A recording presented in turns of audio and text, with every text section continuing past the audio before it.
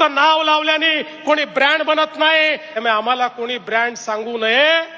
या ठिकाणी जगातला सगळ्यात मोठा ब्रँड हा आमच्याकडे आहे. त्याचं नाव नरेंद्र दामोदर दास मोदी आहे. रुको जरा सबर करो.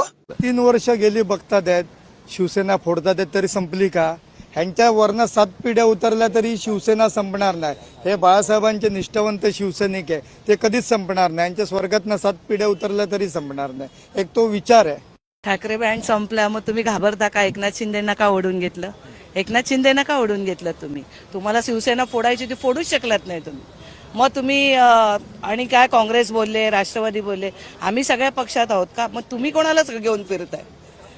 शिवसेना ब्रँड संपला नाही म्हणून तुम्ही घाबरताय, म्हणून तुम्ही सारखं एकच वक्तव्य करताय, शिवसेना संपली, शिवसेना संपली. देवेंद्र फडणवीसचं भाषण म्हणजे उद्धव साहेबांवर टीका आणि शिवसेनेवर टीका, बाकी त्यांना विषय कुठचा राहिलेलाच नाहीये. फडणवीस वगैरे यांच्याकडे आम्ही लक्ष दिलं एवढे काय ते फार मोठे नाहीये. आणि जर ठाकरे ब्रँड संपला असं फडणवीसांना वाटत असेल तर त्यांच्या 7 नाही 1707 पिढ्या जरी खाली उतरल्या ना, ठाकरे ब्रँड संपू शकत नाही. ठाकरे हे ठाकरेच राहणार कायम. तो ब्रँड कायम मुंबईत, महाराष्ट्रात, देशभर राहणार.